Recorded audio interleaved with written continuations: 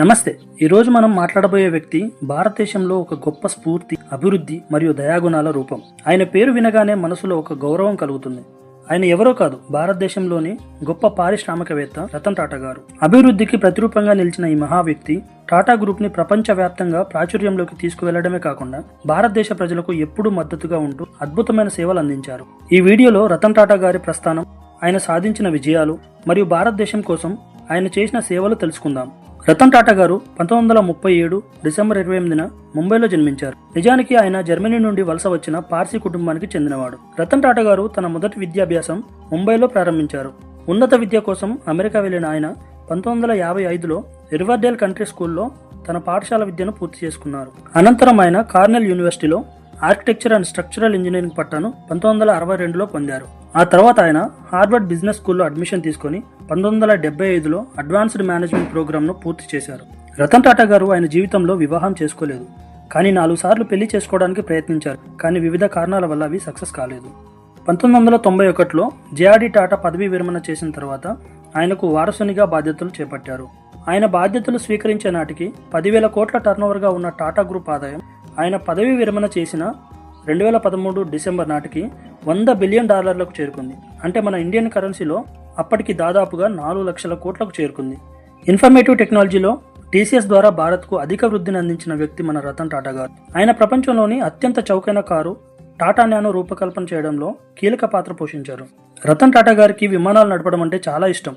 ఆయన 2007లో F-16 fighter జెట్ను నడిపిన తొలి భారతీయ వ్యాపారవేత్తగా కూడా నిలిచారు. ఆయన భారతదేశ అత్యున్నత పౌర పురస్కారాలైన పద్మభూషణ్ను 2000 సంవత్సరంలో, పద్మవిభూషణ్ను 2008వ సంవత్సరంలో అందుకున్నారు. రతన్ టాటా గారు నిజాయితీ మరియు క్రమశిక్షణ కోసం ప్రసిద్ధి చెందిన వ్యక్తి. టాటా గ్రూప్స్ ఆయన ఆధ్వర్యంలో ఎప్పుడూ నైతిక విలువలతో కూడిన వ్యాపార విధానాలను పాటించడం జరిగింది. టాటా సింహగర్జనగా భావించే రతన్ టాటా గారు భారతదేశం బయటికి టాటా బ్రాండ్ను విస్తరింప చేయడంలో కీలక పాత్ర పోషించారు. ఆయన కింద Tata group jaguar land rover మరియు కోరస్ స్టీల్ వంటి ఇంటర్నేషనల్ కంపెనీలను కొనుగోలు చేసింది. ఆయనకు ప్రాణాలను నిలబెట్టే శక్తివంతమైన జాగ్రత్త ఉందని కూడా చాలా మంది అంటుంటారు.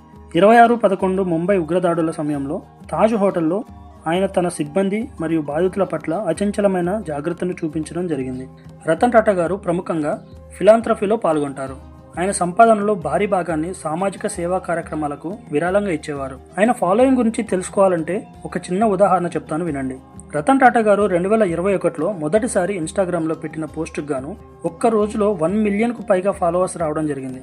ఆయన కంపెనీ టాటా మోటార్స్ భారతీయ కార్ల మార్కెట్లో ప్రధాన స్థానం పొందడంలో కీలకమైన పాత్ర పోషించింది. 2023లో టాటా గ్రూప్లోని టాటా కన్సల్టెన్సీ సర్వీసెస్ BSNLతో పార్ట్నర్షిప్ ఏర్పాటు చేసింది. ఈ ఒప్పందం ద్వారా TCS BSNLకు 4G, 5G నెట్వర్క్లు అండ్ భారీ డేటా సెంటర్స్ని అభివృద్ధి చేయడంలో సహాయపడుతోంది. దాదాపు 15,000 కోట్ల విలువైన ఈ ప్రాజెక్ట్ ద్వారా ఇండియాలో టెలికాం రంగాన్ని మెరుగుపరచడమే టాటా గ్రూప్ లక్ష్యంగా పెట్టుకుంది.